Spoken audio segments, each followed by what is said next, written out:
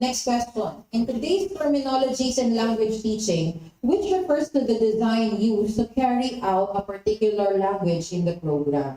Is it A, approach, B, method, C, curriculum, or D, technique?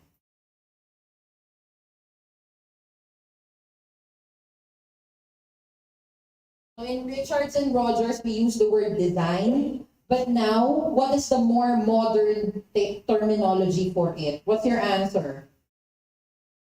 Correct. The correct answer is curriculum. So now, we define these terminologies as the methodology is how to teach.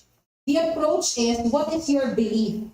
No? What kind of theoretical positions do you have? Are you a behaviorist? Are you a constructivist? And then for the number 3, you have the set of specifications. What is your method? Then the curriculum, like the K-12 or the Matatag agenda, these are the designs, the specific protocol that you need to apply in order to implement such methodologies. And the technique will be the ones that are designed by the teacher inside the classroom. Okay? Next. This one is on the different approaches and methodologies in teaching language. What is the major characteristic of the grammar translation method or GTM?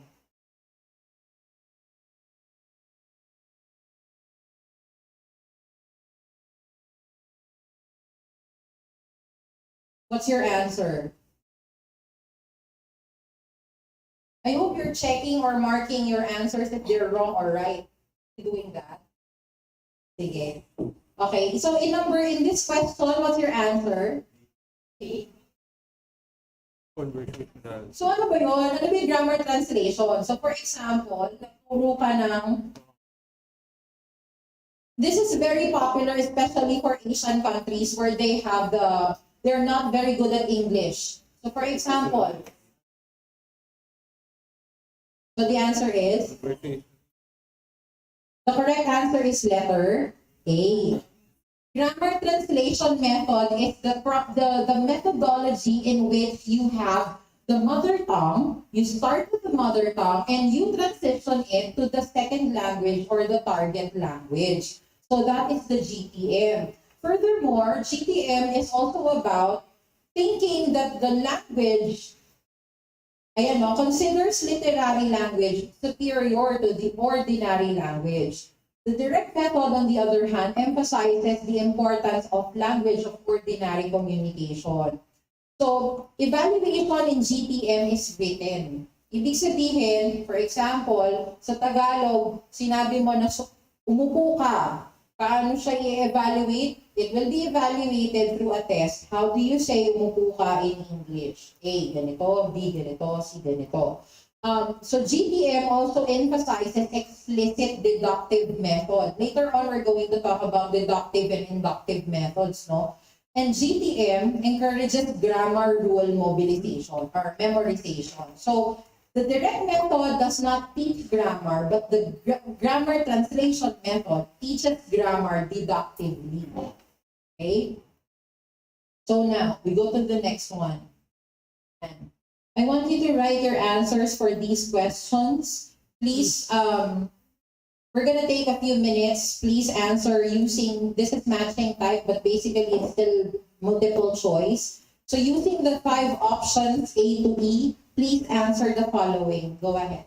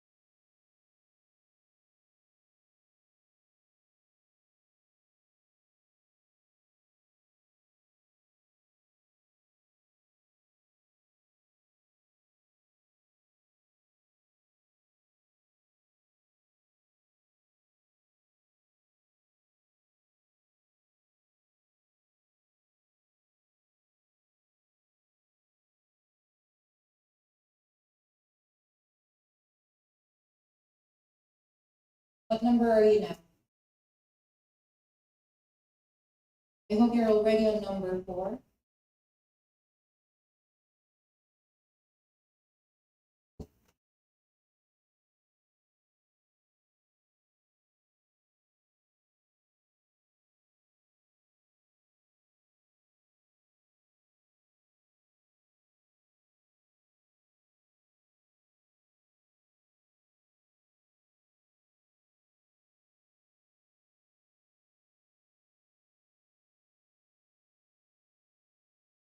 Okay, are we good?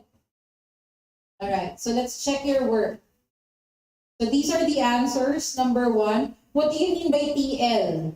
Target language. That's right. So it requires target language use only while emphasizing correct grammar and pronunciation. Show, don't tell. So the answer is direct method. Who got it right? Next, a practical approach that focuses only on the comprehension of text. What is the answer? It's the oral situational approach. The keyword there is, ang sabi dito, the only need at that time. So it means that using that idea in mind, it's situational. No? It means kung ano yung kailangan lang ng tao, yun lang yung ibibigay mo na lesson. For example, if you are a plumber, back in the 1970s or back in the 1800s, the English language that is taught to you is the one that you only need for work. So that is one approach in teaching. So oral situational. Next, letter C. The goal of foreign language studies is to read literature and gain mental discipline. So your target is not necessarily to use language for speaking and for oral discourse, but to understand texts and literature. So the answer is letter C. More focused approach that involves a lot of mimicry and memorization would be letter E, the audiolingual method. So you listen to a tape or you listen to a CD over and over and you memorize the pattern without necessarily completely understanding what the statements mean. But at least you are able to practice pronunciation and you practice the intonation, how exactly a native speaker would say it. Next one.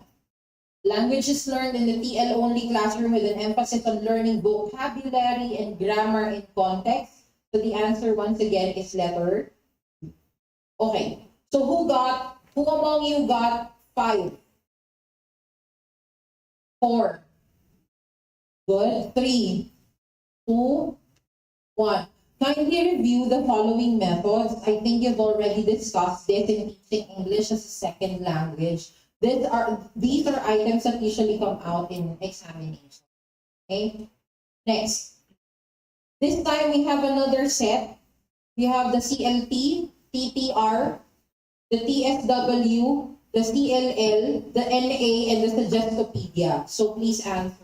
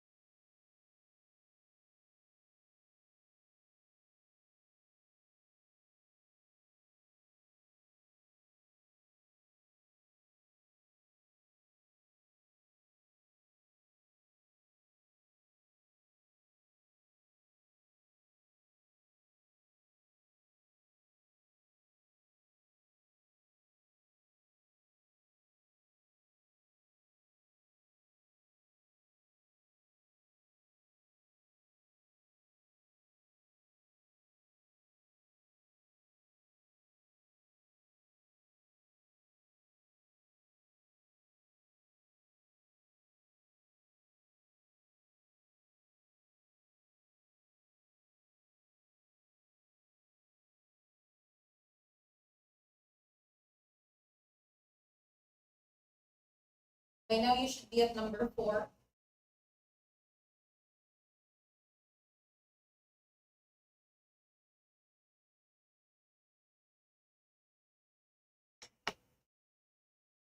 Raise your hand if you're finished.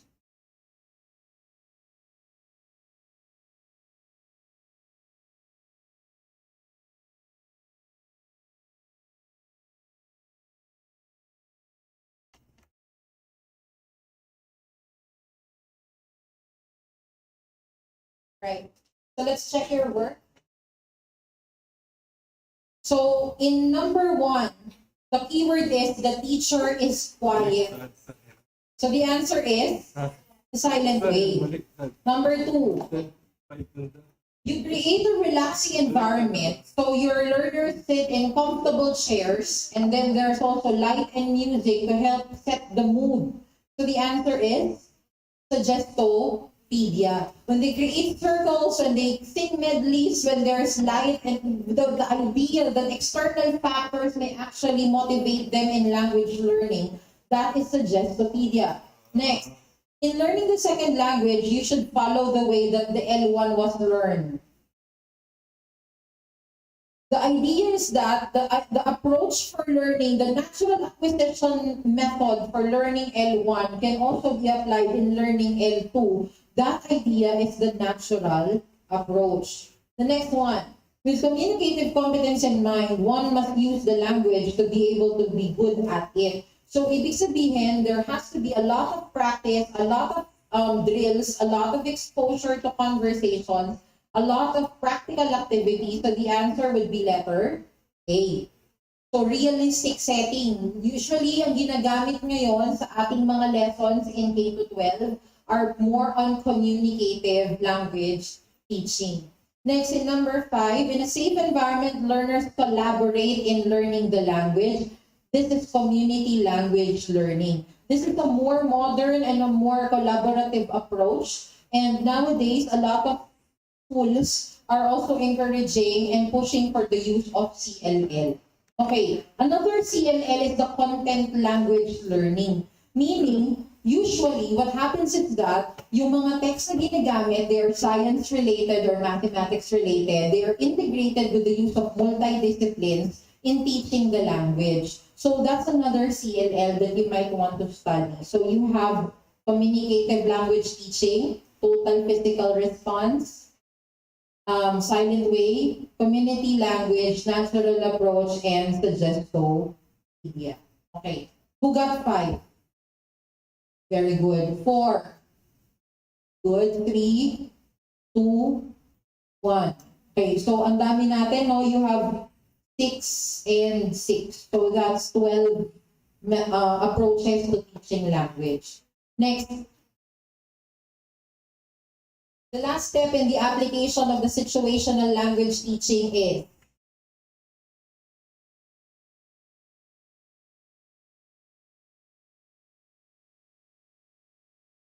what's your answer? The correct answer is letter B. Correction. Okay, so what are the different steps? So the first one, you need to listen first. Listen and practice. Second, after listening to the text, you are going to practice it and copy everything in chorus. After choral imitation, you will be doing it by yourself, individually. After that, there's isolation. You will be setting aside the ones that are difficult from the ones that are easy. And then you're going to separate each element. After that, you're going to make use of each element to build new models. For example, I saw a donkey. And then past tense, di ba? I ate a dog, or I ate pork. I'm so sorry. Why would I eat dogs? Ayun, so I saw a donkey. I ate pork. I ate samgyupsal. Ganon. So, ibig sabihin, from the patterns that you have already built, you will be building new models. Apologies for the bad example. Elicitation. Now, you will be asking, for example, partner, di ba? What did you eat for breakfast? I ate ganito. What did you eat for lunch? I ate ganito. So, elicitation, you will be now asking for more examples based on different kinds of situations similar to the one given to you. And then after that, if you make mistakes, that's the last part, correction. That's clear. All right. So, for the listening practice, the student listens to the teacher. For the choral imitation, the students copy the teacher. For individual imitation, this focuses on individual practice. Isolation, individual sounds that may cause trouble or mistakes. They use new patterns to introduce new models. Students ask and make new examples, and the student or teacher corrects the errors. So in this section, the true test of learning is not when the teacher corrects the student, but when the student corrects another student. So you have in SLT, the teacher also encourages the students to make necessary corrections. Next.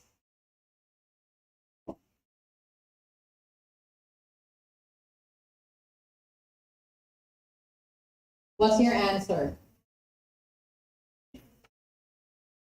Because it's grammar translation, what is the focus?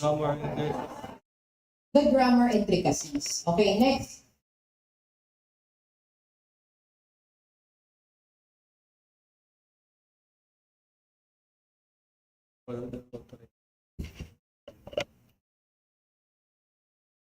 Do not always think that when there is an all of the above, that's the answer. Usually that's a pitfall, it's a trap. Diba? So what's the answer? C, grammar is taught inductively. Now, what is the difference between the deductive approach and the inductive approach? Your silence is deafening people. A deductive approach is rule-driven. Anong ibig sabihin?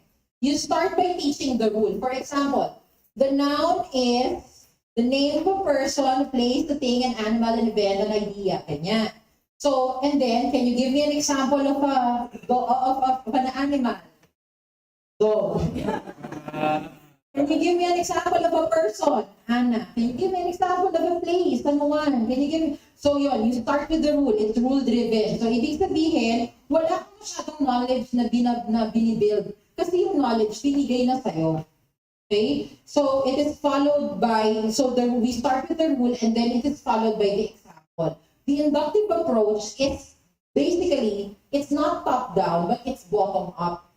So, ibig sabihin, what happens is that you start with the example and then you allow the students to create the rule. No? So, this is according to Thornbury in 1999. Again, deductive is from the rule to the example and the inductive approach is from the example to the rule. Next, what is the difference between the natural method and the natural approach? The natural method is when the oral communication skills are organized around the question and answer exchange, and the pronunciation and grammar are emphasized, meaning there is a more sophisticated, systematic technique to it.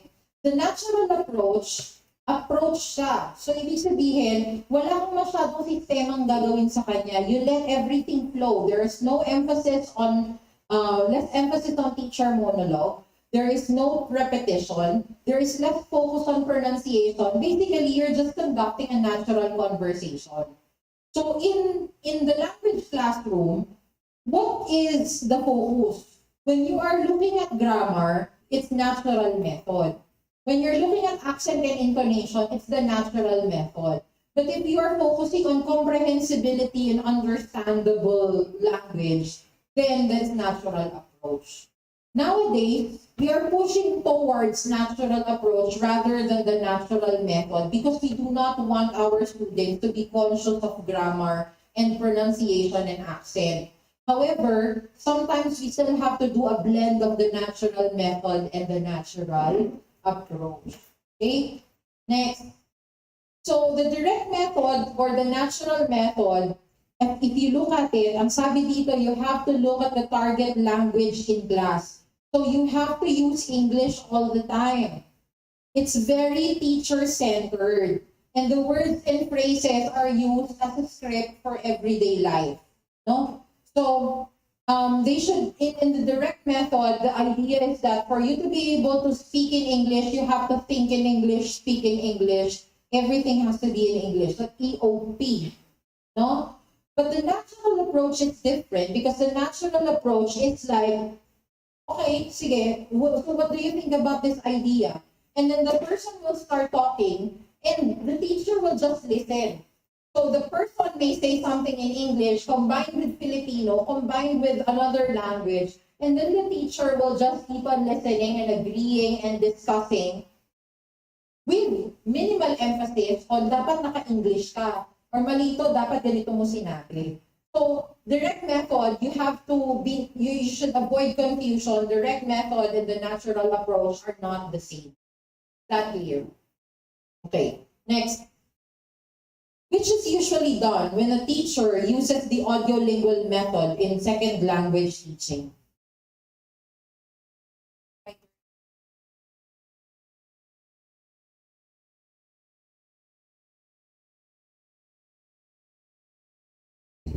What's your answer? Again, when you say audiolingual, that means you have to listen, practice, repeat, imitate, di ba? What's the answer? The answer is repetitive drills. Okay? Yan.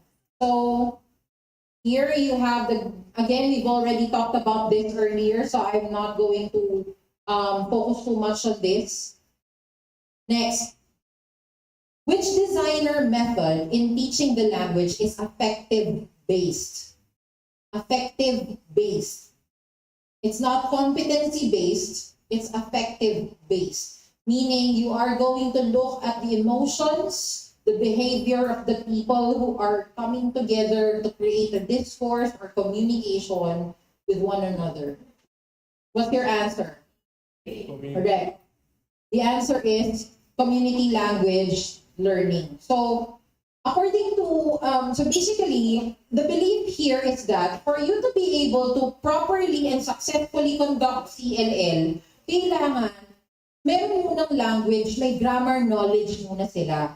So, if you look at the different methods earlier, there are some methods that are good for the lower levels and some can be good for the advanced levels.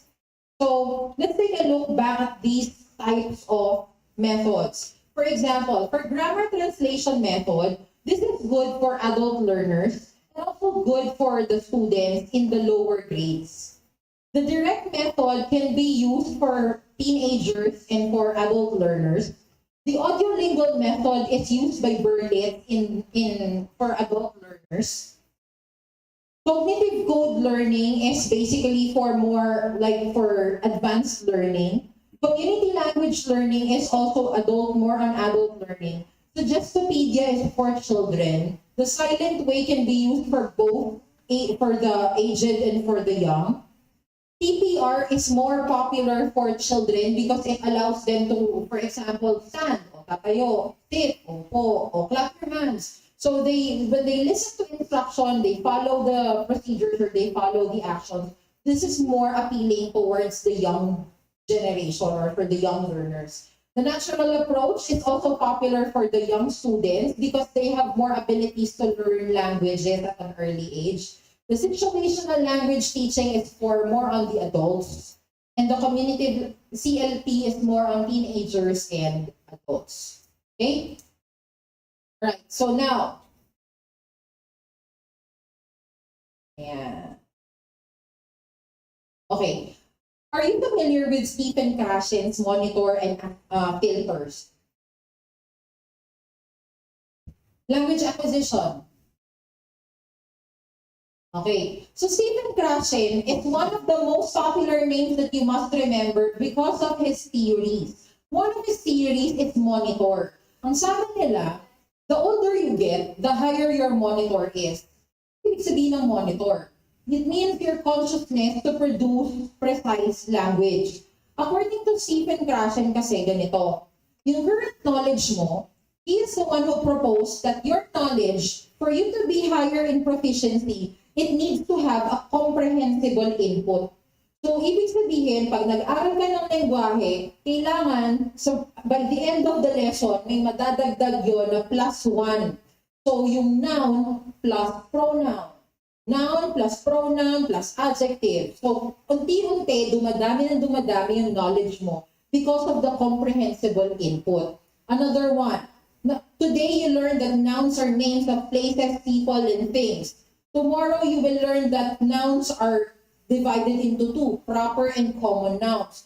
So the knowledge becomes elevated, the concepts become upgraded in order to have a higher or a more complex conception of the idea. Now, in the study of the comprehensible input, meron tayong high affective filter and low affective filter. Ibig sabihin, the more conscious you are of learning, the higher your affective filter is. Ibig sabihin, mas konti daw yung natututunan mo or na-absorb mo kapag masyadong mataas yung filter mo. Okay? Pag low affective filter ka or low monitor ka, mas confident ka mag-discuss or mas confident ka makipag-communicate. Therefore, you have more opportunities to learn a language. Mas mabilis yung learning mo. Kasi wala kang pakialam about precision, wala kang pakialam about the filters. So, Patchen's theory of language acquisition is very important because for adults, we have high filters and high monitors. For children, there is low monitor and low affect.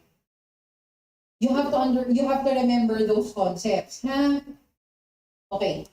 Moving forward. Now, we go to the next part, number 8. Designer method relies on the dramatic or theatrical nature of language learning.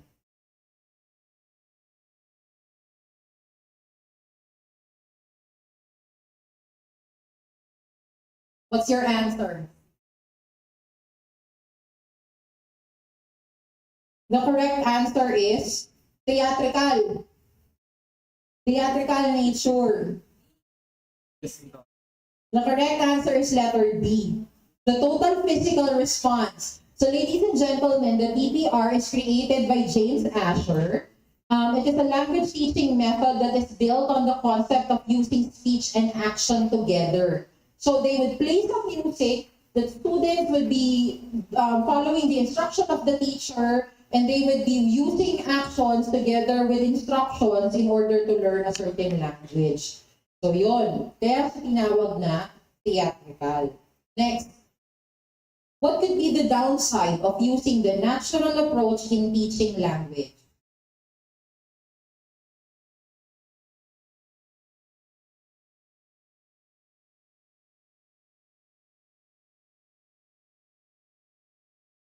You have to remember that there are some techniques or approaches that may not be applicable to some learners. So you have to be flexible in using other approaches. So what's the answer? C. It may not be helpful for students who have hearing impairments. Okay? So what you need to do is that you have to make sure that when you apply approaches, they are flexible, or it's not a one-size-fits-all type of situation. No? Hindi yung tipo, direct method, pwede na yan sa lahat. Grammar translation, pwede na yan sa lahat. Because students have various needs and learning abilities. No? We go to the next one. As an informed approach, communicative language teaching makes use of key factors of previous language teaching methods, which is considered the main goal of CLT.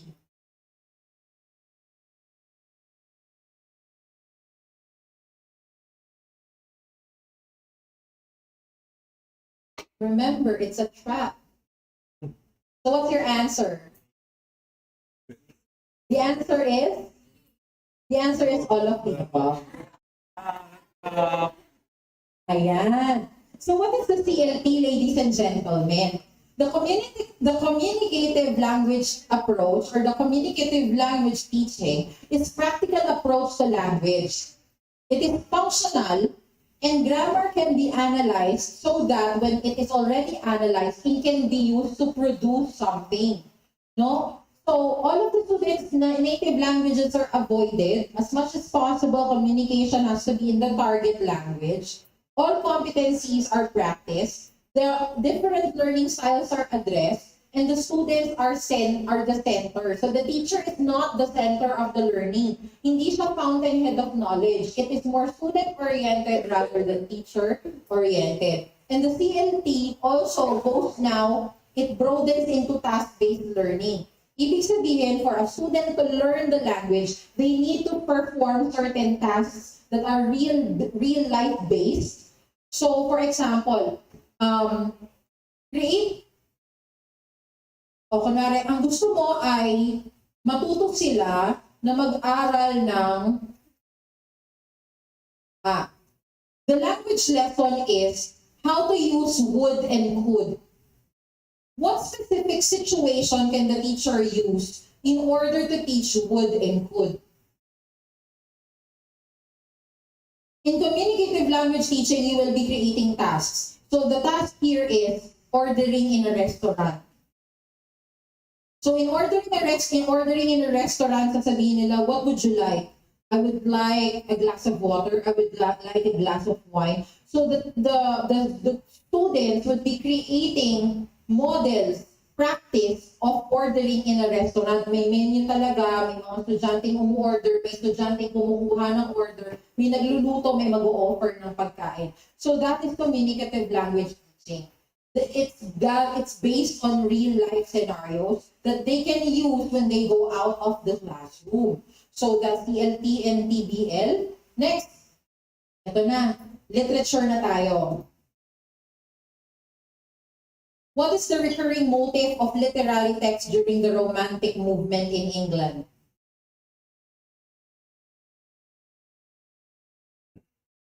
Please do remember that Romanticism is not about love and romance. It's not about, oh, that's romantic, boy, girl, love. Yeah. What's your answer? The correct answer is letter C. So Romanticism basically is about rural nature, rural scenery, rural culture.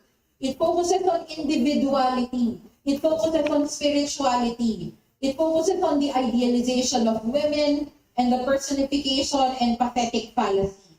It's about basically the melancholy. Yan. So that is Romanticism. What do you mean by personification?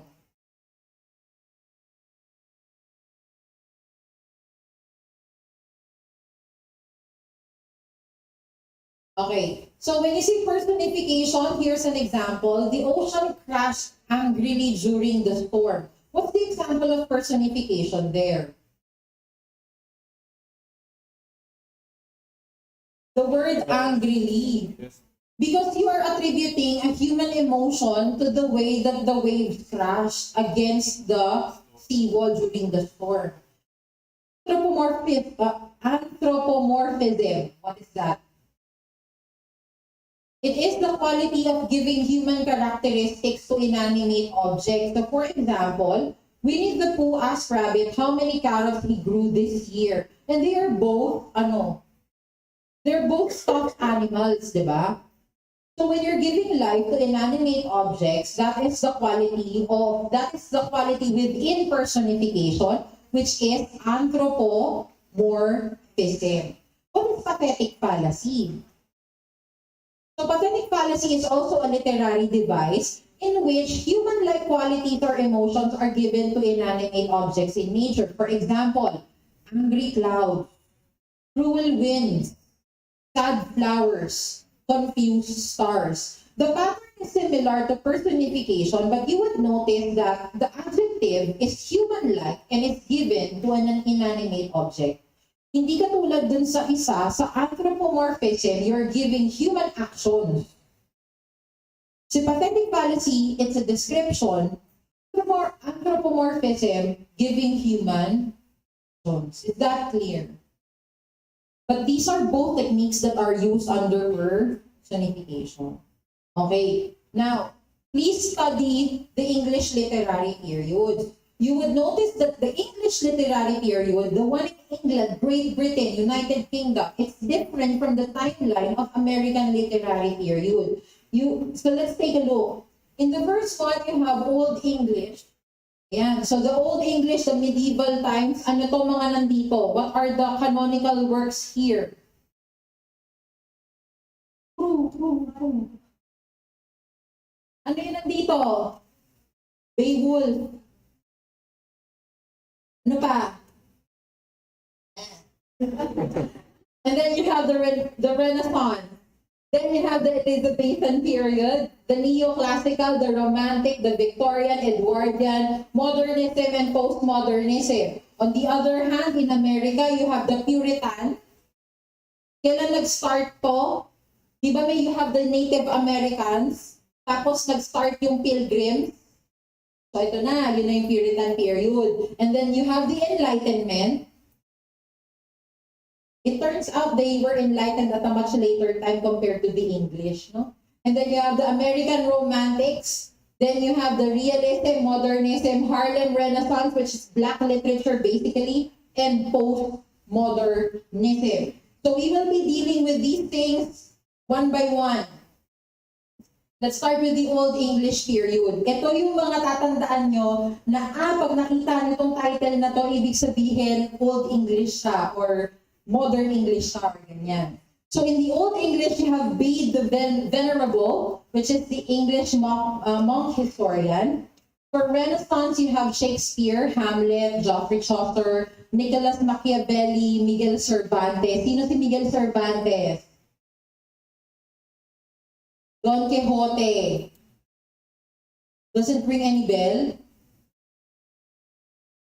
And then the next one is the Elizabethan period. You have Shakespeare, Edmund Spenser, Marlowe, and Geoffrey Chaucer. And next, you have the neoclassical. You have the satires. You have Alexander Pope, John Milton, Dryden, and then you have the romantic, William Wordsworth, Blake, Samuel Coleridge. And next is the Victorian period. You have Charles Dickens, Great Expectations, Christmas Carol, Tale of Two Cities, and then the three Bronte, yung Emily, sino pa? Si Jane, yung gumawa ng Jane Eyre, and then the Wuthering Heights. Yan. Modernism, Victoria Woolf, we have Mrs. Dalloway, Virginia Woolf, sorry. Mrs. Dalloway, and then T.S. Eliot, James Joyce, who created Ulysses. And then postmodernism, Gravity's Rainbow, and Slaughterhouse-Five by Kurt Vonnegut. So Thomas Pynchon and Kurt Vonnegut are postmodernists. Yan. I hope that you remember this. Make an outline. When you study this, gumawa kayo ng talagang timeline tapos kung ano yung mga best authors and writers in those particular periods. Okay? Next. So let's talk about enlightened poets. In the period of Enlightenment, we have Jonathan Swift and Alexander Pope. And in the period of Enlightenment, we are looking at enlightened kayo eh. So you are questioning the previous principles, diba? You're questioning the previous principles, you're questioning tradition, you're looking now at you're looking at things from a better perspective or from a different perspective. So in the period of Enlightenment, there is the frivolity of the upper class society. There is the role of men and women in high society. Again, the men being more dominant than the women. There's also importance on high society places, vanity, and the good sense of humor about life's absurdity. Okay, next. If we look at the American literary period, we have the Puritan, Anne Bradstreet. Anne Bradstreet, siya po ang nagsulat ng To My Dear and Loving Husband. And Thomas Paine, during the period of Enlightenment, created the pamphlet Common Sense. Romanticism, you have Henry Wadsworth Longfellow. And of course, we have Edgar Allan Poe. And I Hear America Singing by Walt Whitman. So you have Telltale Heart, Annabel Lee, The Raven, The Cask of Amontillado. I hope you all know those stories. So ayan, yan po ang ating And then, we also have realism. So the father of American realism is Henrik Ibsen. Modernism, you have F. Scott Fitzgerald's The Great Gatsby. Then the Harlem Renaissance is basically the period when the Black authors have started creating novels. So Langston Hughes wrote Dreams Deferred and Thank You, Ma'am. Yan. And then of course you have the postmodernism. Next. Here we have another question, but this one is Philippine literature. Sige. What does this excerpt reveal about Vicente's character? So Vicente is this man right here. I don't know if you've read the story of Magnificence. Have you? This is written by Estrella D. Alfon. So in the examination for LET, what happens is that there is an excerpt inside the box. The excerpt you will be reading this, and then you will try to understand the tone, or sometimes you will try to figure out who the author is or where the excerpt came from. So in this example, what does it reveal about the character?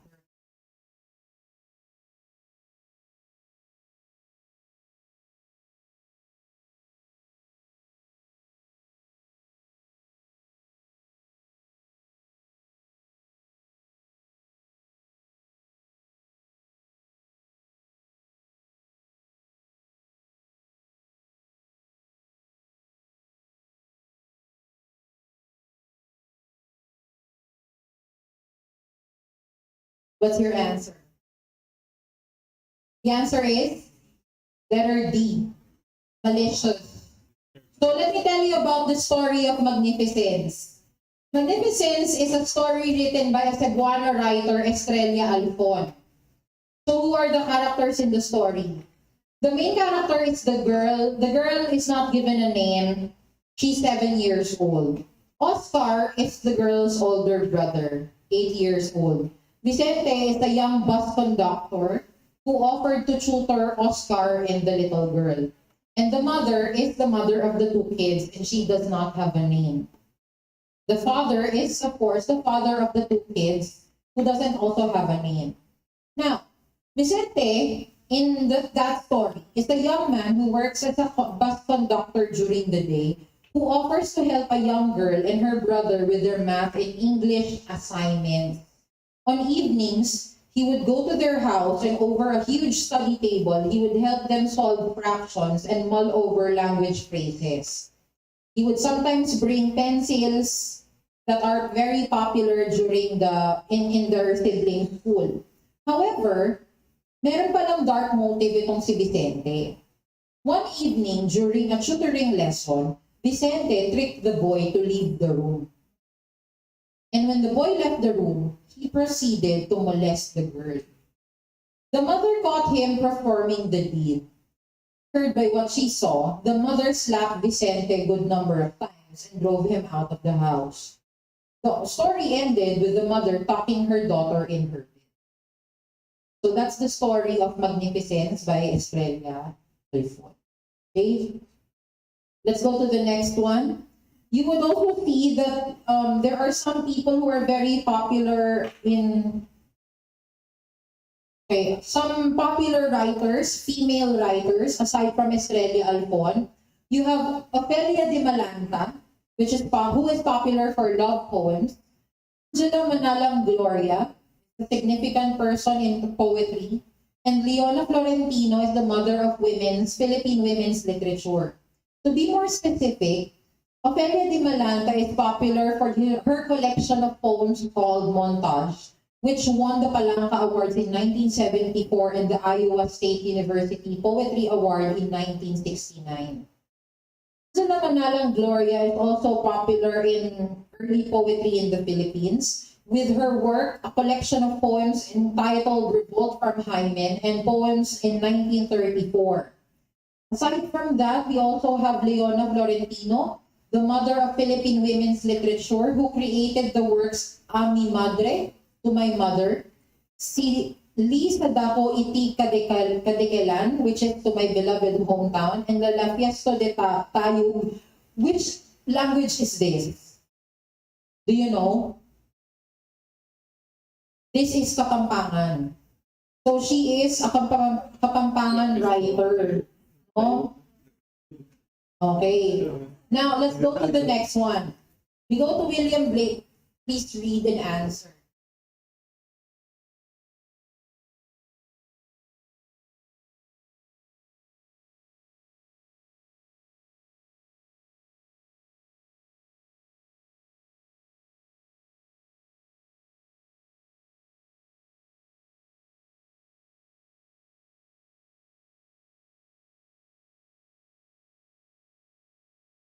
What's your answer? The answer is letter B. So in William Blake's sunflower, what do the flowers symbolize? Flower weary of time, who counteth the steps of the sun, seeking after that golden, sweet golden clime where the traveler's journey is done. So yung yung keyword niya dyan is weary of time, seeking after that sweet golden clime where the traveler's journey is done. It means that they are constantly looking for ways to live a much longer life, if not a life that is forever. So here, sabi dito, the sun symbolizes the life. Therefore, these lines symbolically refer to the life cycle and the yearning for a never-ending life. So they may wilt, but new flowers would start blooming until the end of time. Yan. Next, who is the father of Tagalog short stories? Mr. Armando. What's your answer? Ang hula na lang kaya. Armando Hernandez. The answer is Theobrasios Rosario. Alejandro Abadilla, or Aga, is known as the father of modern Tagalog poetry and prose. When Benito Lumbera is bagay poetry in Tagalog literature, take a look at the mnemonics. A, Aga, modern Tagalog. B, so Buenvenido, bagay poetry. Armando Hernandez, M, Makata ng manggagawa. Okay? And the father of Tagalog short stories is Theobrasios Rosario. Next, who became the first national artist of the Philippines for literature? NBM Gonzalez. Yung pala yung sa cast. What's your answer? Are you just guessing? The answer is letter Jose Garcia Villa, the one who wrote A Footnote to You, was awarded in 1973. Nick Joaquin, sorry for the typo, was a national artist for literature who was awarded in 1976. Amado Hernandez in 1973. So it's a posthumous category, meaning patay na siya nung na-awardan siya. And NVM Gonzalez in 1997. Next. The first recorded drama in the Philippines, which was a comedia written by Father Vicente Puche, was performed in... Cebu. What's your answer? The correct answer is Cebu. Tandaan, the first recorded drama by Father Vicente Puche, Cebu. Cebu. It really helps that you have techniques to remember these things, diba? Number 17. Who is considered the Bret Hart of the Philippines? The Bret Hart. Bret Hart, sino yun? Artista ba yun? What's your answer?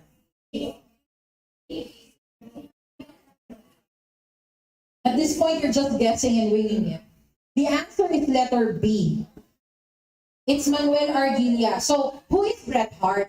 Bret Hart is the one who is considered the first local colorist in America.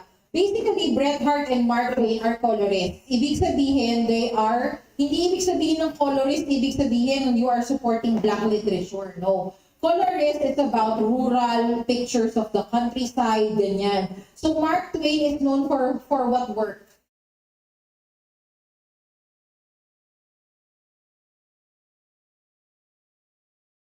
Tom Sawyer and Huckleberry Finn.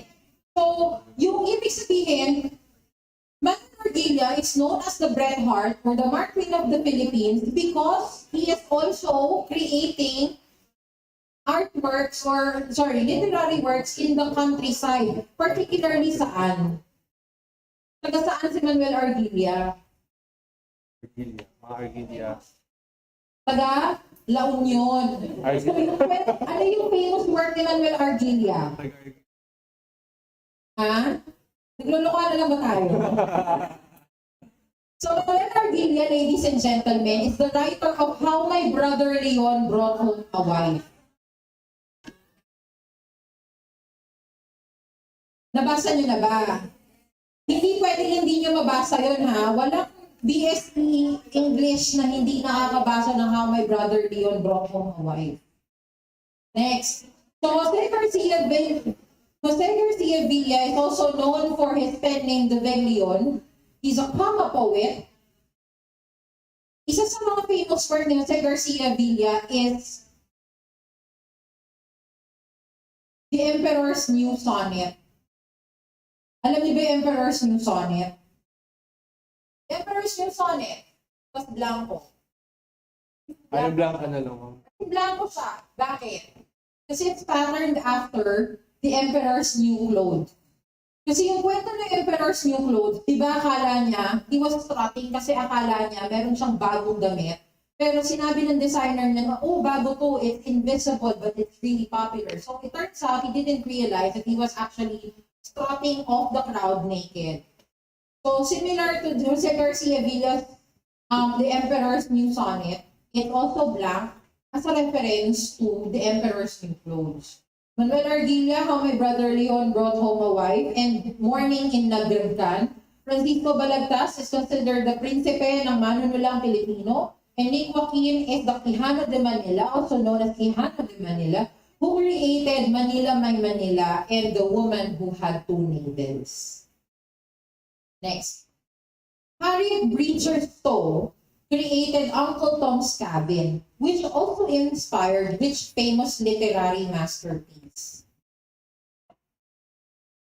You still writing your answers, people? What's your answer? Think about this, and this is very important.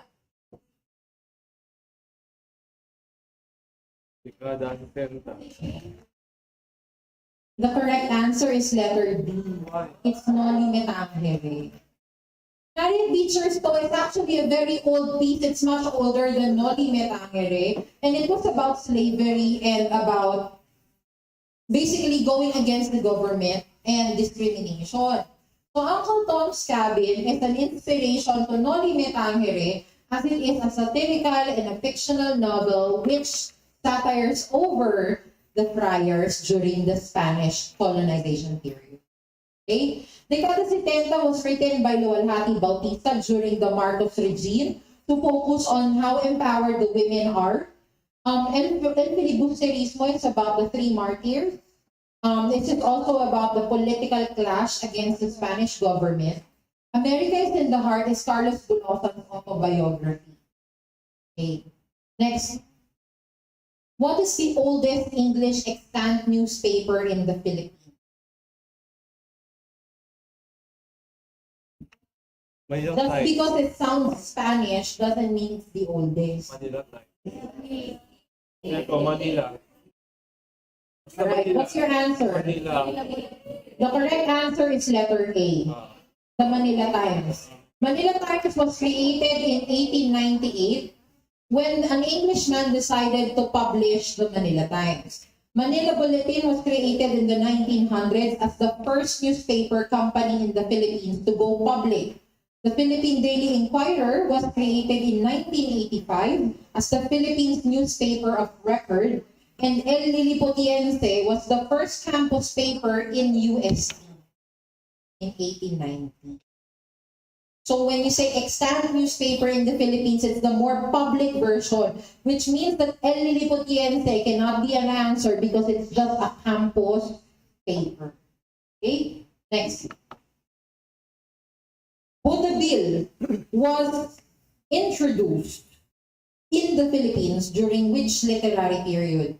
In this particular genre, Honorata de la Rama Hernandez or Atang de la Rama is considered one of the most prominent vaudeville performers and became the first Filipina film actress. When did it begin? What's your answer? The correct answer is American period. So, the vaudeville is a form of theater that was an American import during the pre-war era, but became completely Filipino with the indigenization of the name. Okay? So, kasama dito sa mga ganitong performer was Dolphy, Anita Linda, and the Zarzuela legend Atang de la Rama. So, vaudeville is basically an import from another culture. Vaudeville started in the Spanish culture actually. And then it became popular among the Americans, and then it became popular among the Filipinos. And this is like a combination of music and drama with exaggerated actions and comedy from the characters. Are we still good, everybody? Are we learning so far? Very good. Next, Gonzalo. I attached myself to nothing and to nobody. Sabi niya. What character trait does Gonzalo reveal in this excerpt from Guerrero's Three Rats? Write your answer first. Have you written your answers already? Yes. So the answer is correct. So it is very important that you look at the tone. You are able to understand the tone of the excerpts that are provided as examples in these test items, no? So Nita Gonzalo and Adrian is a love triangle which was created in Three Rats in 1997 by Wilfredo Maria Guerrero. Okay? Next. The first novel written by a Filipino after the World War II. We don't see England on. You write your answers already? Remember that this is written after the World War II. What's your answer?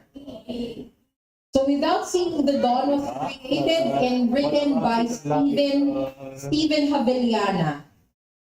Tandaan nyo, World War II, Without Seeing the Dawn. So WWW. Okay? So this is a novel which tells of the grim experiences of the Filipinos and the Ilonggos during the Second World War. The Without Seeing the Dawn is also known as The Lost Ones, which is the only novel written by Stephen Haveliana, also known as Esteban Haveliana. Okay? Next. What is the first Filipino novel written in English?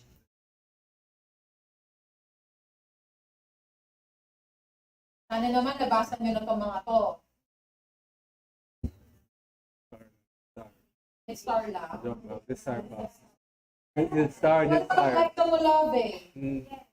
Ay, parang narinig na. You have to look for these articles and read. You have to look for these stories and essays and read them, ha? Okay. So what's your answer? The correct answer is A Child of Sorrow. The first Filipino novel written in English is, the first novel written in Spanish in the Philippines is Ninay. But the first novel written in English is A Child of Sorrow. It was written in 1921 by Zoilo Galang, which actually is about two lovers, Rosa and Lucio, who had undergone a lot of problems and tribulations in their relationship. One of the greatest masterpieces in English written by a Filipino, Paz Marquez Benitez, is Dead Stars. I hope they actually have a better adaptation of this. Maganda sana siya, no? If it's created into a film. Like the Molave is an essay created by Zulueta Acosta that encourages us, the people of the Philippines, to make the nation strong like the Molave. And Desire is also written by Paz Marquez Benitez, which tells the story of a woman who longed to be loved and valued for who she is, not for what she or not for what she has or could give. And so child of sorrow. Okay? Next, it is considered to be the first Tagalog novel.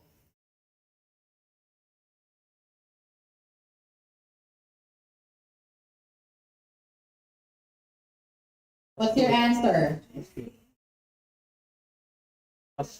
We would normally say it's Urbana and Felisa because it's a more popular work for us, right? But the answer is letter A, it's Barlaan and Josaphat.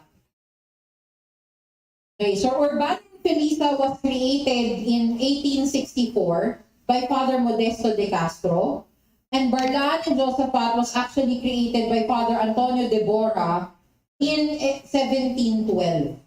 So it's much earlier than Urbana and Felisa. Okay? Number 25.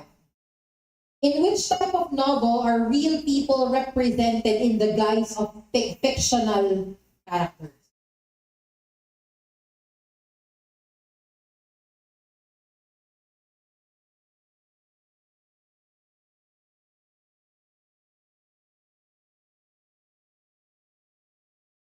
What's your answer?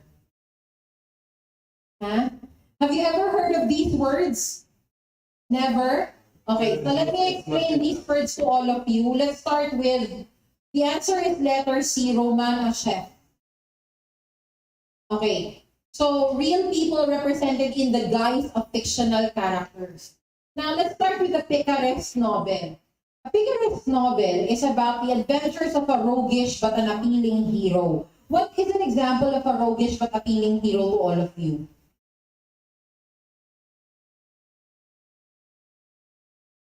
An example would be Robin Hood.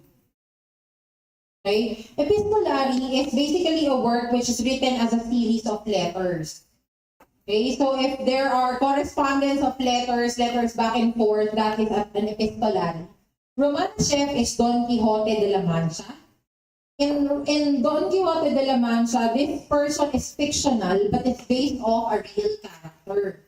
And the Deus Ex Machina, or the Deus Ex Machine, God out of the machine story is basically resolved by an unexpected occurrence. Yung tipong lahat natatalo na, lahat nasisira na, halos wala na talaga, hindi na talaga, parang hindi na masusolve. When you think you're already in the brink of disaster, some miracle would happen and there's a person with supernatural powers who would just save them all. So that's Deus Ex Machina. Okay, next.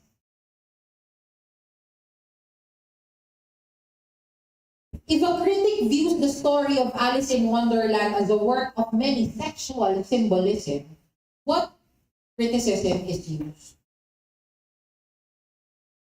What's your answer? Letter B. Okay? So let's take a look. What is reader's response? The reader's response criticism is a school of literary theory that focuses on the reader's interpretation of a literary work. Meaning, it means that whatever the interpretation of the reader is correct. Interpretation mo yan eh. Ikaw yung nagbabasa. So my interpretation may be different from your interpretation, but that's reader's response. On the other hand, psychoanalysis is basically grounded on the belief that there are many symbols that are subconsciously or unconsciously symbolizing sex or basically the taboo ideas that are just isolated at the back of the author's mind. Basically, when you say psychoanalysis theory, this focuses on the Freudian beliefs. Electra complex, the Oedipal complex. So yun yung mga basic na parts ng psychoanalysis. Deconstruction. Deconstruction is, for example, yung kwento is about love story. But when you read it again, you deconstructed it and you created a new theme out of it na hindi pala siya about love. What if it is about the destruction of the universe? So when you try to come up with a brand new, deconstructed, basically you tore it down to pieces and you created a new building out, a new meaning out of it, it's deconstruction. And feminism is when you see, For example, si Alice. If you look at Alice, in the reader's response, it means, oh, for me, Alice is about being a little girl, seeing our childhood, exploring different kinds of worlds, being able to show who we really are, being able to defy the stereotypes that are set to us by the society. So that's reader's response. Interpretation ko yun eh. Psychoanalysis is when si Alice, he looks at different kinds of doors and tries different kinds of food and drinks different kinds of beverages. If you look at it from the perspective of trying different kinds of partners, that's psychoanalysis. Deconstruction is when you look at Alice and instead of looking at a little girl who is exploring the world or who is trapped in a rabbit hole, you look at Alice as the person who is not trapped in a rabbit hole, but is actually willing to go into the rabbit hole, or maybe she is the one who created the rabbit hole. And feminism is because the angle of which Alice does not want to be partnered to someone else for an arranged marriage. She is an empowered character. So she, being a woman during that time, the only role that you have is to bear an offspring or to be a woman of the house. But for her to defy the stereotypes as an empowered woman, so that is an angle of feminism. And so you have to look at the different literary criticism or the different literary theories, no? So feminist criticism is a literary form that gives a perspective through the feminist point of view. And it looks at how women are repressed and how women are portrayed in literature. Next. Which character is created to contradict another character and invite audience to rethink?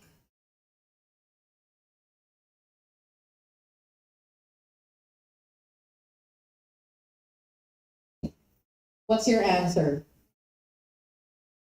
Huh? The answer is oil. Okay. Yes. So, now, the antagonist is not always the villain. Tandaan niyo yan. Okay. So, the antagonist is the person or the thing acting against the hero. No, normally we would think that the villain or the enemy is always the antagonist. But sometimes the antagonist doesn't have to be the same species as the protagonist. Or sometimes it doesn't have to be alive. For example, in the conflict of man versus nature, the antagonist in the situation would have to be in a calamity, in man versus nature, for example, the earthquake would be the antagonist. Gets nyo? But the foil is a character who has contrasting or complementary characteristic to the protagonist that can actually go against and become an opposing force against the protagonist. So in terms of power, if you look at it, in terms of power, the one with the much heavier impact against the protagonist would have to be the oil. Kasi, in terms of power, complementary siya ni protagonist. Is that clear? Alright. So, now, we go to the next one. What is the difference between a flat character or a round character? Have you ever encountered these words? Okay. So, a flat character has only one or two characteristics. Flat siya. Ibig sabihin, from the beginning of the story up to the end of the story, it remains the same. There is no depth. Hindi siya dinevelop. For example, ordinary characters have flat characters because they are not given enough emphasis. But the round characters are usually the protagonists, in which they have many character traits. Protagonists or main characters usually have more complex writing of their personalities. Round character, ibig sabihin may character development siya. Nagbago siya. For example, there are some people who are evil in the beginning but they turned out good at the end. They have a complex personality that has been developed. Then that person is a round character. But there is also a possibility for a round character to be bad, turning to good, and then turning into bad again. Okay? So, most main characters have round characteristics or round personalities, because they tend to have more excitement. Kailangan isulat sila na mas may excitement sila because if a main character is flat, the story is flat. Flat, clear. Next. Are we still good? Okay. We go to the next one. In classical Greek or Latin poetry, what do you call the poetic foot, which consists of two unaccented syllables? Have you encountered this lesson? Sige. What's your guess? B. O, diba? Sige. When in doubt, the answer is C. Because the answer is C. Okay. So, ano pinagkaiba nila? Anapestic means dididum. Dididum. Yan. So, ganun yung ano niya. You have unstressed, unstressed, and stressed. Dactylic is dum-dede. Dum-dede. Which means stress, unstressed, unstressed. The pyrrhic is dede. Ina. Dede. And then the spondaic, hindi tumatawa. May mga psychoanalytical problems yung mga to. The next one is spondaic, which means dum-dum, which means stress and stress. Let's put that into examples. Say, dididum, and the sound of a voice that is still. Yan yung basa. So, from Ode to a Nightingale by John. So when you read it, it's in the sound of a voice that is still. Yeah. By the shore. Next, By the shore. by the shore of a still silver lake. From the Lake Isle of Innisfree by William Butler Yeats. Oh, Innisfree, di ba ano yun? Korean product yun. Yan. Yan. And then dactylic, which is dum-dede. This is the forest primeval. The murmuring pines and the hemlocks. Yan. So, ganun siyang binasa. May stress, stress, unstress, unstress. In the wild agony of breaking hearts. Next. Anong dum-dede? Next. Be still, my soul. So, very simple. Unstressed, unstressed. I remember. By Christina Rossetti. And then the spondaic mean dum-dum. So break by Alfred Lord Tennyson. Or to be or not to be. From Hamlet by William Shakespeare. So yung puro kabagsak sa salita mo, spondaic. Okay? Next. Which is Shakespeare's longest play? Hamlet. Please write your answers first. It's not enough that we guess, it's also important that we score. Ayan. So what's the answer? Okay, so your guess is correct. The answer is Hamlet. Tumama din. Okay. So Macbeth, ladies and gentlemen, is a tragedy. It's ambition, it's equivocation, there's also foreshadowing. Romeo and Juliet is also a tragedy. Two young star-crossed lovers whose deaths ultimately unite their feuding families.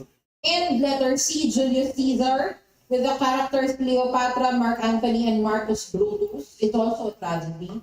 And you have Hamlet, which is also a tragedy, which is about indecisiveness, psychoanalysis, is a very good theory to use for Hamlet. So if you look at the history, if you look at the plays of Shakespeare, comedy ito pong mga ito, all's well that ends well, as you like it, comedy of errors, measure for measure, merry wife, blah, blah, blah, blah, blah. We already know most of the powerful or the most popular plays that we know are all's well that ends well, to end up with you, very too over dramatic and true.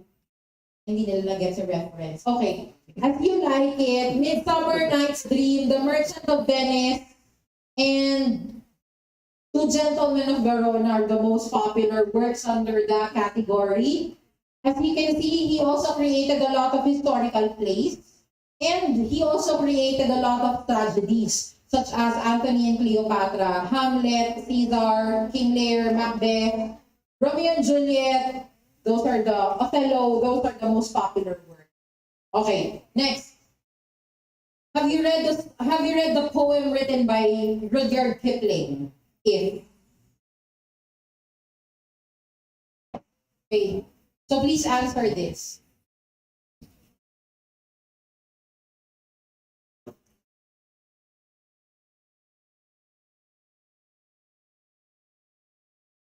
What's your answer? Now, this is something that you don't have to get. This is something that you can read. If you can walk with kings and not lose the common touch, you are a man, my son. What's the value of? Walk with kings, but not lose the common touch. The answer is letter C, great humility. So please remember that if it's written by Rudyard Kipling, and the poem is not entirely about great humility, but it's like, as a man, what is the true measure of a man? If you can work hard, if you can be humble, if you can be modest, if you can be patient. So those are the different characteristics that are mentioned in the poem If by Rudyard Kipling. And I hope that you could find time to read that piece later on. Next. Glorious to hold, she wakers the world of men, riding ahead, opening the way, spreading light at the break of day. In ancient mythology, she in the passage refers to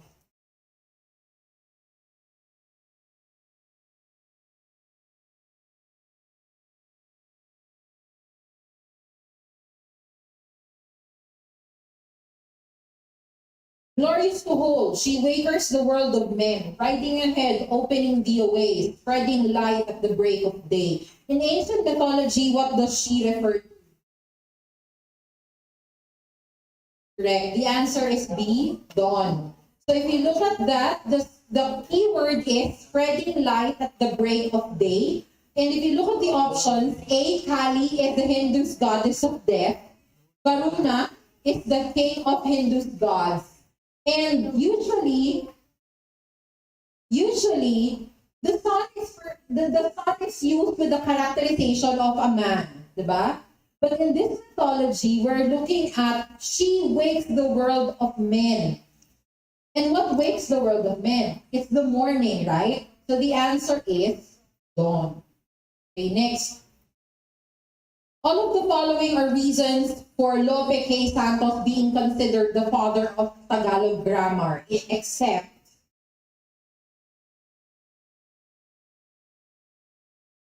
sige, hula galore. Does the name Lope K. Santos ring any bell? Okay, so what's the answer for this number? Huh? The correct answer is letter A. Because he did not write the first Tagalog dictionary. It was written by Father Pedro Buenaventura. Okay? So he wrote Banaag and Sikat. He also created the group Tanyo in 1952. And his last request on the deathbed was to establish Tagalog as the national language. Okay? Next. This is considered the first bilingual newspaper in the Philippines. First bilingual newspaper in the Philippines. What's your answer? The correct answer is Diaryong Tagalog. Alam mo naman, pinag-isipan talaga. Okay, letter A, Kalayaan is the official newspaper of KKK in 1982. El Liliputiense, again, what is the campus paper of University UST in 1890. La Solidaridad is a propaganda movement in 1899. And Diaryong Tagalog is a Spanish Tagalog newspaper in 1882. Okay, next. In the Judgment of Paris, Who among the following did Paris choose as the fairest of all the three goddesses and be awarded Eris's apple of discord? Sino agad? Ako lang ito, eh. Wala isip na ako, Latina na. Pwede. The fairest of all nga. What's your answer? So, Aphrodite, listen. In Greek mythology, usually the vowel syllables are pronounced. Kaya hindi siya Aphrodite, it's Aphrodite. So, it's the goddess of sexual love and beauty. The Roman counterpart is Venus and procreation. So, Hera, on the other hand, is the goddess of women, marriage, family, and of course, Zeus's primary partner. And you have Athena, the goddess of practical reason and wisdom. And Hestia is the virgin goddess of the earth. And okay, next. Who among the following sided with the Greeks during the Trojan War?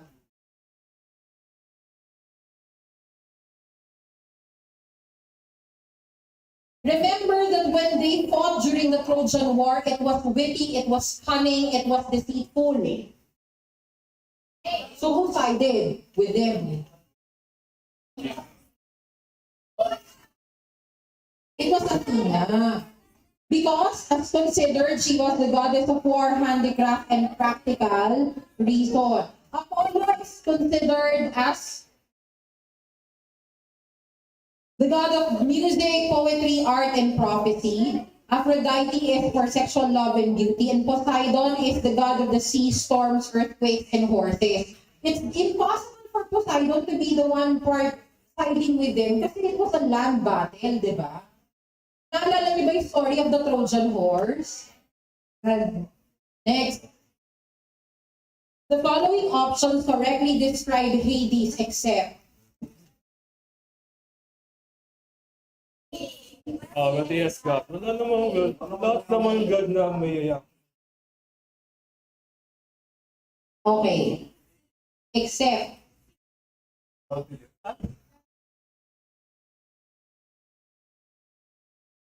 So Hades did Hades. Hades is the god of underworld, but the god of death is Thanatos. The wealthiest god, he is also considered the wealthiest god and the king of the dead. Hephaestus is the ugliest god and the son of Hera. Okay, next. Who is the father of romantic poetry? Again, romance is not about love. If you can still remember kanina, we talked about the romantic period. What was the core of romantic period? Rural scenery. So, sino yung father of romantic poetry? The one who created, I wondered. Yeah. So William Wordsworth, who also created The World Is Too Much With Us. William Shakespeare created Bard of Avon, Swan of Avon. Robert Browning, the Piper of Hamelin, known for the dramatic monologue. Okay, so tandaan, in romantic poetry, we have W. William Wordsworth. Okay, next.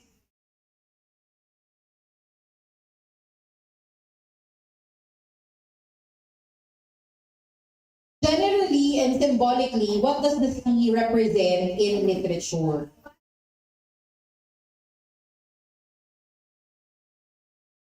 Is that your final answer? Okay. So the correct answer is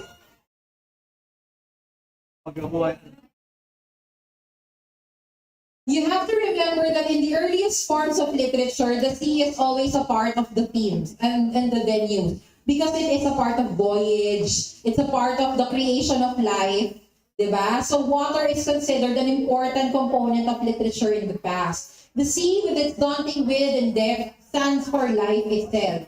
It may be calm, but it can be raging and deadly in an instant, and that's why it's a powerful metaphor and symbol for life and There. Next. Have you read We Filipinos Are Mild Drinkers? Sabi doon, we Filipinos drink for 3 reasons. We drink when we're happy, we drink when we're sad, and we drink for everything else. I think along the lines. Hindi ko alam kung ano yung exact words, but that basically we drink for every reason. Parang ganun ang ibig na sabihin. So, how were the American soldiers portrayed in the story We Filipinos Are Mild Drinkers by Alejandro Roses? The answer is okay. They are proud. Listen. In the story of We Filipinos Are Mild Drinkers, lumalabas the Americans, they're saying that we are heavy drinkers, that we are strong, and that we drink a lot. Yan ang sinasabi niya.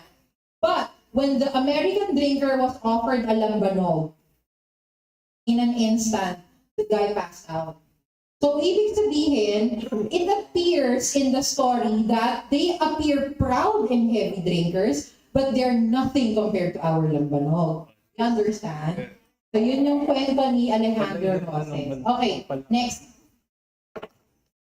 Now we go to another topic aside from literature. Carla was listening to jot down notes about facts and figures dictated by the teacher. What type of listening did Carla apply? Your answers first. What's your answer? Correct. The answer is letter C. You are listening to learn. Now, listening has different domains. If you look at it, there are different purposes for listening. Number one, you listen for detail. So which means that you listen to get specific information. Number two, you listen to get the gist. And what do you mean by the gist? The gist is the main or the most important idea. When you say drawing inference, it means that you get conclusions based on the details you listen to. You listen selectively, it means that you listen only to the specific parts that are important to you. When you make predictions, it means that you forecast or you anticipate specific information or events based from the information you listen to. In types of listening, so is it possible for us to only use one skill when we listen? No, because sometimes we only listen to a file or we only listen to a text once. So it takes a lot of multiple skills integrated all at once in order to understand and get all these information. No? But there are different kinds of listening. Number one, for appreciation. So appreciative listening is for enjoyment, like when you listen to Taylor Swift, or when you listen to Taylor Swift while you're driving your car, or you're listening to Carlos Agassi and his popular music. You appreciate, yan. And then you have informative. When you listen to a TED Talk, diba? When you listen to a TED Talk or when you listen to the news, then you learn something, so that's informative. When you try to break down the literary cues in Taylor Swift's song All Too Well, or when you try to get the story behind Betty, Cardigan, and August, and you look for the literary figures and the devices used in those songs, then you're being critical. And when you are trying to listen to white noise, or you're listening to, you're providing advice, or when you're listening to speeches about empowering others, then that can be pretty therapeutic. Okay. Now, let's take a look at this example. Gerald and Tina are seriously talking about the possible implementation of high-flex learning or hybrid learning at school where they are currently teaching. Christine, who is sitting beside them, tries to formulate her conclusion from the pieces of information that she heard from the two. What listening comprehension skill is she applying? What's the answer? Correct. Very good. So it means when you're drawing conclusions from, or observations from what you heard, you are drawing inferences. Number 43. It is how different the phonology of an individual speech is from that of the listener.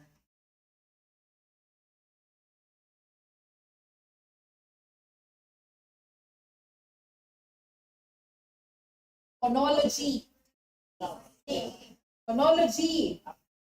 Okay. Phonology. Ah. So the answer is Phonograph. no, I'm just trying to listen for the conviction in your answer. Comprehensibility is about how easy or difficult the second language is, the difficulty or the ease of understanding the message. Intelligibility is how you understand the utterances.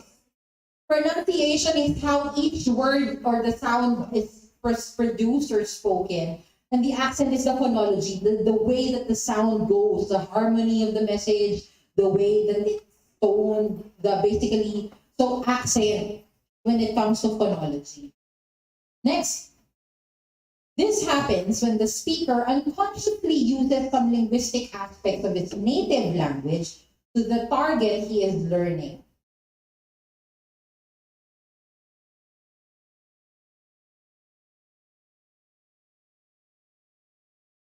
When the speaker unconsciously uses some linguistic aspects of his native language to the target he is learning, the answer is linguistic aspects of the native language. Okay, very good. Now, what happens is that, for example, I'm going to use Japanese grammar for this. Josan ga Philippine ni ikimashita. So, Philippines win. Ganun yung grammar nila. And then if you use that and you try to translate it, siguro si Japanese person, hindi niya alam mag-English. Josan, Philippines, go. Kasi ganun yung grammar nila in Japanese. Then that is language interference. You don't have the knowledge of the grammar in English, so you decided to use the grammar of your own language instead. And you have to understand the way these second language speakers think, because that's basically how they are able to form their sentences. Not because they don't know, but because they're using their metalinguistic, they're using their native language rules and knowledge to form their English responses. Okay? So that's language interference. Next. So ito yun. So the native language interference is the transfer of elements from one language to another, according to Siva. And the errors in the learner's foreign language can be traced to the mother tongue. So, for example, wala naman tayong, for example, no, in the Japanese language, wala tayong he or she. So they're having difficulty understanding what to use when they use it in English. No? Because there is no female or male counterpart for the pronouns there. Yan. So that's one example. No? Next. This is the most appropriate while listening activity for a text describing a family tree with 3 generations. So when you are listening to a text describing a family tree, what do you think would be the most appropriate activity?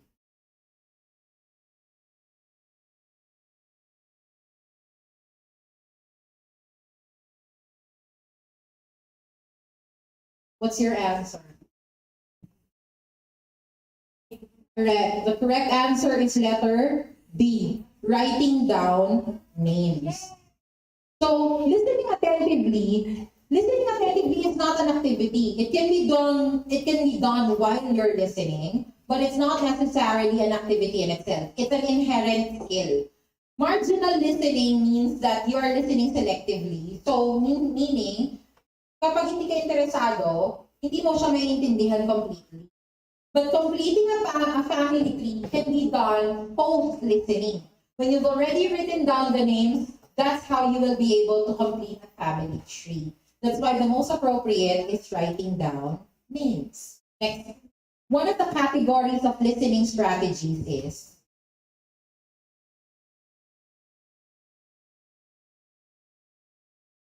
what's your answer? All right. So listening categories can be number one, cognitive. Another is metacognitive. The third one is affective. And the fourth one would be social strategy. Again, what are the four types of listening strategies? Cognitive, affective, social.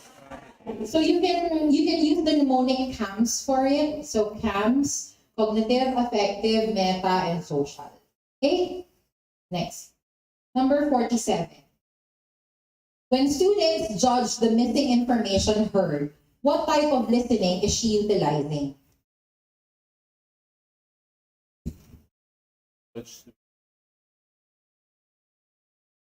What's your answer? Pwede ka talaga. Basahin niyo na maigi, wag yung hula-hula lang ha. Judge the missing information heard. The correct answer is critical listening. Alright, we go to number 48.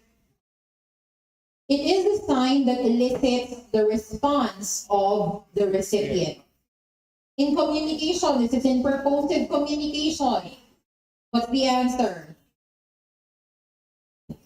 It's a sign that elicits the response of the recipient.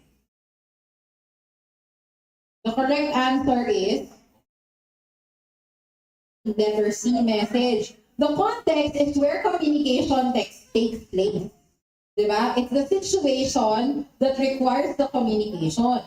Feedback permits to analyze the efficacy of the message. The message is the response of the recipient, and the nonverbal cues are the body language and the gestures that come with it. Okay? Let's go to number 49.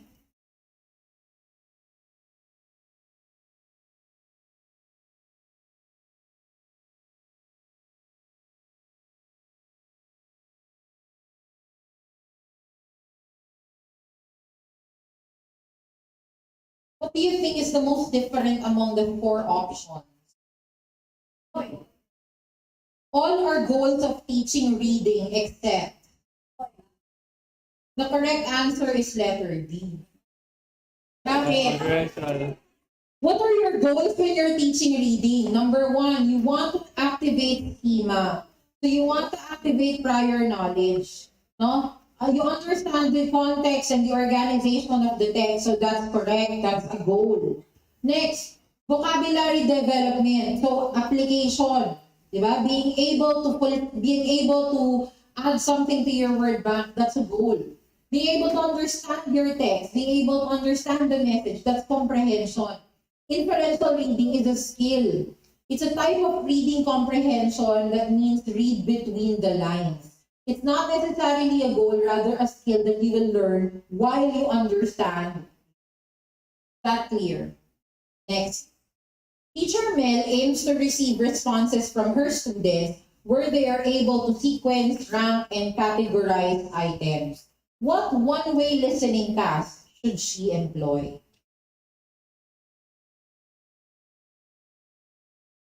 You should know by now that when you read these kinds of questions, the questions have the clues to the answer. What do you think is the answer here? You rank and categorize and sequence items. So the answer is C, sorting. Okay? When you say listing, it talks about the different outcomes, similarities, differences, and errors. For sequence information, you look at the outcome picture sequence, meaning for telling stories and all that. For sorting, you're categorizing. And for diagrams, it means you are looking at sketches of people and floor plans. So here are some examples. No? Look at the diagram. For list, you have similarities, differences. Sequence information, you have pictures, lyrics, matched items, picture with text, theme with text. Restore text, you have complete the gap. Diagrams and pictures, you have charts, sketches of people, floor plans, and for notes, usually these are found after presentations. So, if you look at the one-way listening task, one-way, ibig sabihin, ikaw lang, no? One-directional. So, restoration, reconstruction, sorting, evaluation, matching, and jigsaw. There are many others, but these are the most basic ones. Okay? Next. What communicative outcome does completing the gap in a text fall?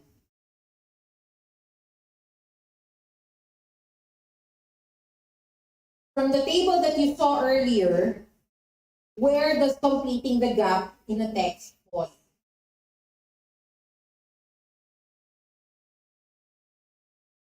What's the answer? Correct. The correct answer is restored text. It means you include omitted words or phrases. Reconstruction means that you create original message from the words that you have heard or taken note of. And evaluation means that you identify inconsistencies. So restore text means completing the gap. Restoration means you're including the omitted or redacted words. Okay, next. Listening to the music played, teacher Mel asked the students to include omitted words or phrases they did not hear or were muted. In what one-way listening task does this fall? Going by the explanation earlier, the correct answer is restoration. Okay, very good. Next, this is for phonology, phonetics. Mr. Quevedo asked his students to produce different consonant sounds. First, he told the students to form some sounds by completely obstructing the stream of air with either their lips or their tongues, and then suddenly releasing it. Yun. Tinghot. Porket stream of air, ilong na kaagad. Look at this, either their lips or their tongues. Either with their lips or their tongues. And then suddenly releasing it.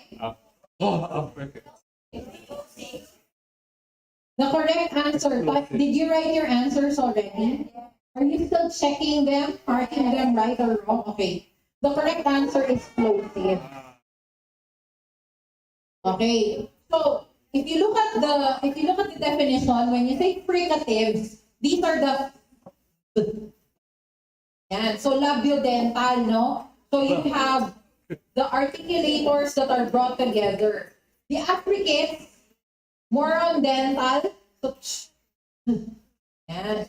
So it begins as a stop and as a release. The nasals, the yan. So air flows through mouth blocked and through the nose. And the plosives at the yan, with a sudden release of air. If you look at this, this is the the International Phonetic Alphabet for the sounds. So you have the stops, the bilabial stop. Pag sinabing bilabial, dalawang hoy. Dalawang label. Bilabial, dalawang labi. Labiodental, labi at ipin. Dental, ipin lang. Alveolar, dito sa palit. Okay? Alveopalatal, dila taas, upper or lower palit. And velar, the glottal sound. Yan. And then, yun nga, yung glottal din. Ha. Yan. So, yung po mga sounds na yan, you have the stops, fricative, affricate, nasal, it's touchscreen. Liquid and glide. So please study the definitions and the uses of the different IPA symbols. Okay? Next. To address listening comprehension problems, what must students in remedial class do?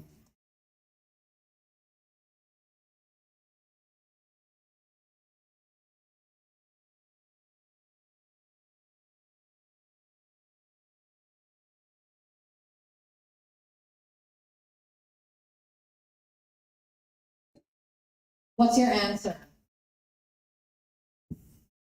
Listen to the native What is your keyword in number 54? friends. The answer is, no, your keyword in your question. Remedial class. Holy. So because your keyword is the remedial class, meaning there are some needs that the students have to address. Diba? And in the choices, 3 of these choices are advanced and 1 choice is for the supplemental. So, ibig sabihin, for example, in training students in various types of listening, this is ordinary. This is for heterogeneous classes. Training students to ask them to listen to native speakers, this is advanced. Training students in distinguishing between English, British, and American English, this is also advanced. You don't ask students to do these kinds of advanced skills in remedial classes. You understand? So take note, pag may mga ganito, there is one keyword which is the first clue would be the listening comprehension, but you must understand that there's also another clue which is remedial class. So you have to look at the strategy that addresses a need to improve something, not to enhance something. Let's go. Okay, next. Which of the following is not a writing difficulty addressed in remedial writing class? So we've already talked about reading, we've already talked about listening, now we're looking at writing.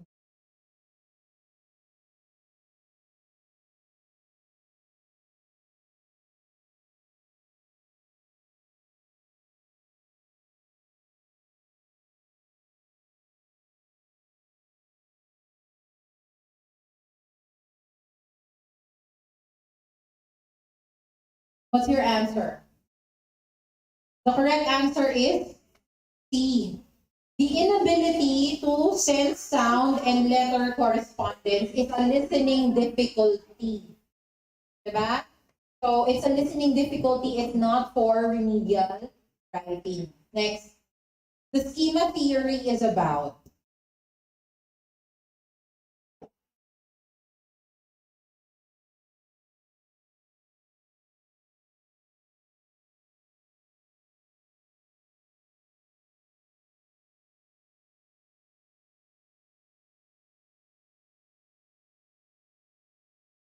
What's your answer? What's your answer? All of the above? Okay. The correct answer is B. And so, if you look at the schema theory talks about the basic or the fundamental description of knowledge. No, it is a conceptual system for understanding. It looks at how knowledge is divided into own units. But when you look at metacognition or metacognitive monitoring is to look at one's own comprehension. So learning about learning, no? No, learning about understanding or learning about how you learn. So number 4 is one that is not included in the schema theory. Okay, next.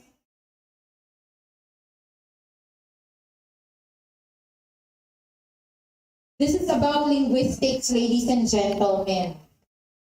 Do you still remember derivational and inflectional morphemes?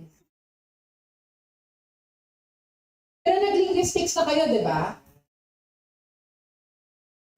Oh my God. Yes, all. Okay, sige.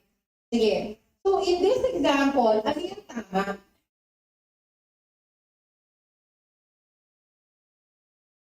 Okay, let's look at the first statement and tell me if it's true. Derivational morphemes are presented as suffixes. True or false? Trolls. Derivational morphemes are not just suffixes. They are also prefixes. Okay? Next, inflectional morphemes are prefix, suffix, infix. True or false?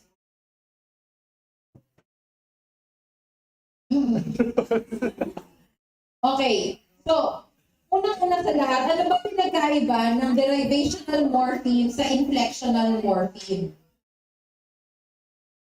Oh. How do we differ derivational morphemes from inflectional morphemes? Derivational morphemes change a word from one part of speech to another. So it basically changes the meaning and the part of speech. For example, a noun changing into a verb. Diba? Beauty. How do you change it into a verb? Beautiful. How? You beautify. Beautify. Diba? Follow me. Colonize. Gusto niluloko na ako. Okay. So, that's derivational morpheme. Next, inflectional morpheme is when you change the plurality of the word. For example, child, children, boss, dog. Love. Ayun.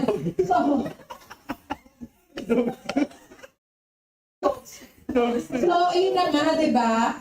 So, going back to that, ibig sabihin, inflectional morphemes there are no infixes for inflectional morphemes.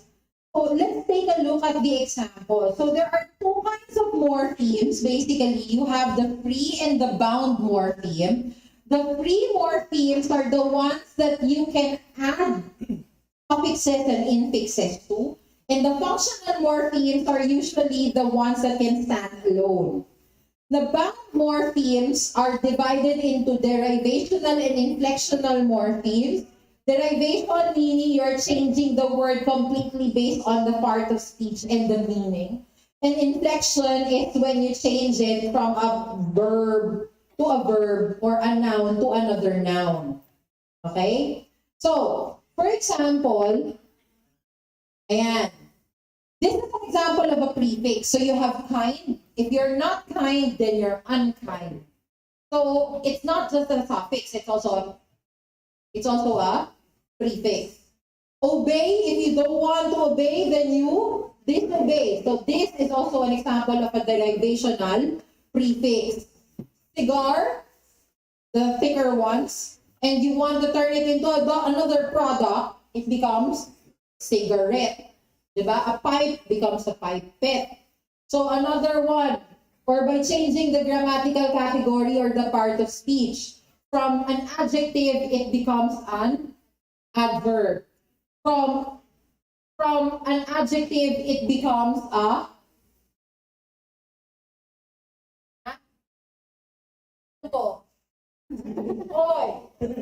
it becomes a verb. When you add n to the listen. When you add n at the beginning of an adjective, it becomes a verb, which means to make it. Okay? So next, care, and then from the verb, it becomes an adjective. So yeah, I hope that this is clear. Okay. Next, stress cannot change the meaning of a sentence. Is it true, sometimes true, depends, or false?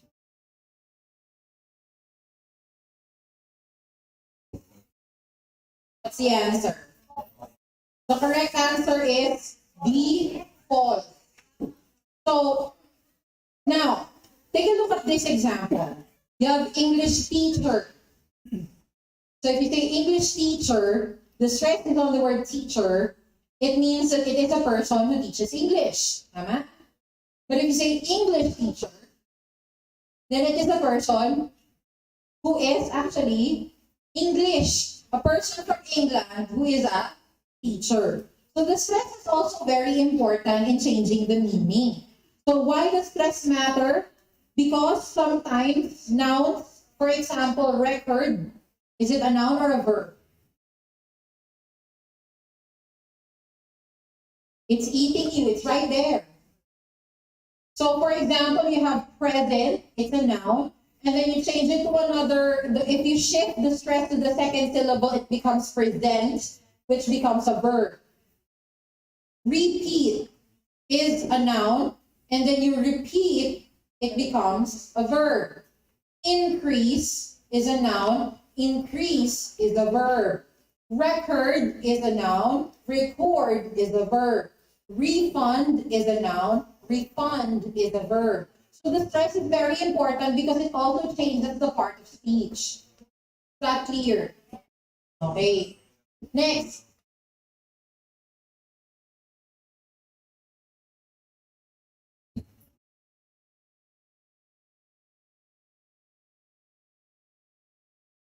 Ayun na bahala when outbreak is turned into breakout, it's derivation. But if you say beauty to beautify, it's conversion. So is it correct? Are both examples correct, or is one correct and the other incorrect?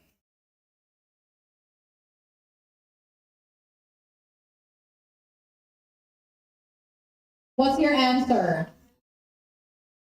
So the answer is both are incorrect.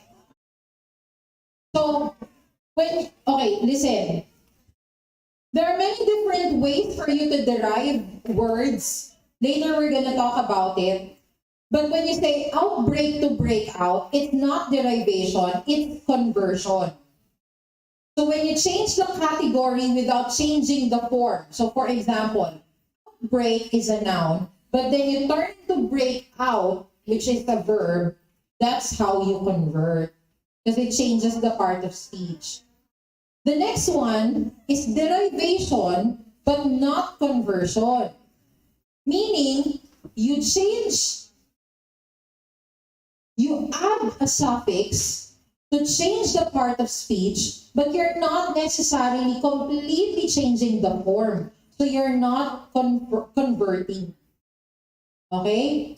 Pero, ano daw ang mangyayari? Kapag pinalitan mo, pag kunwari dinagdagan mo yung father to fathered, chopstick to chopstick, it becomes conversion. Okay? Next. Ayan. Butter. Sometimes what happens is that it's zero derivation. You don't change anything, but you still do it like the noun turns into a function of a verb. So for example, you butter the bread. Diba? Or an entry permit. Or to empty the litter bin. Empty is an adjective, but you're using it as a verb. Butter is a noun, but you're using it as a verb. Permit is used as a verb, but you're using it as a noun. But there's no changes on the form whatsoever. So it's a zero derivation. That clear? Okay. So these are the different types of word formation. The first one is borrowing. Poisson is French. Galing no? Sige nga, gayahin nyo nga yun. Okay, and then you have derivation. From happy to happiness, adjective to noun, we've already discussed it. The back formation, from the word happiness, you change it back to happy. Or the word enthusiasm, and then you get the verb from it, which is to enthuse. Yeah, so that's back formation. Or another one, brassiere, and then you clip it, you shorten it to call it bra. Or doctor, for abbreviation, it's a long term, so you shorten it by using letters such as DR. Or attorney, using ATTY. So that is abbreviation. Okay. Next, compounding. So for example, the use of raincoat. Diba? Or the use of washing machine. Next, category extension or conversion. From chopstick to chopsticked. Sugar to sugared. Yeah, so the use of noun to turn it into a verb.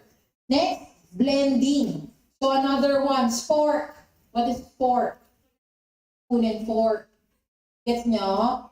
So modem, which is something you don't use anymore. Modulator, demodulator, ganyan. So another word for blending is portmanteau. So portmanteau is a French word which means that you're blending two words together.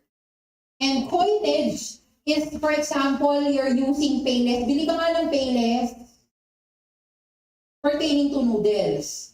But you're not necessarily buying payless, you're buying Lucky Me or something. Or Colgate. Bili ka ng Colgate. Colgate is like the generic term that you use for the toothpaste. Or another one, ginkodakan mong imong nanay, di ba? I don't know how to, but in other languages, they use the word kodak to refer to taking a picture. And another one is the use of Xerox. Xerox is a brand, basically, for photocopy. And the proper name or eponym, although it did not necessarily come from hamburger is actually from the word Hamburg, but it did not necessarily originate from Hamburg. Okay? All right, next.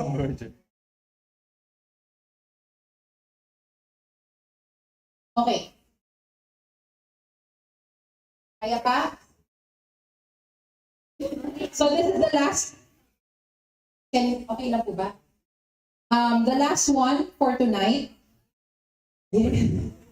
At this point, they don't really care, they just guess, no? The mistress who won the pageant is genius. Is equal to the mistress is genius. What is this?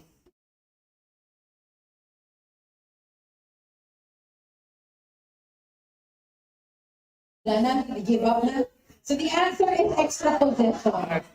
Okay.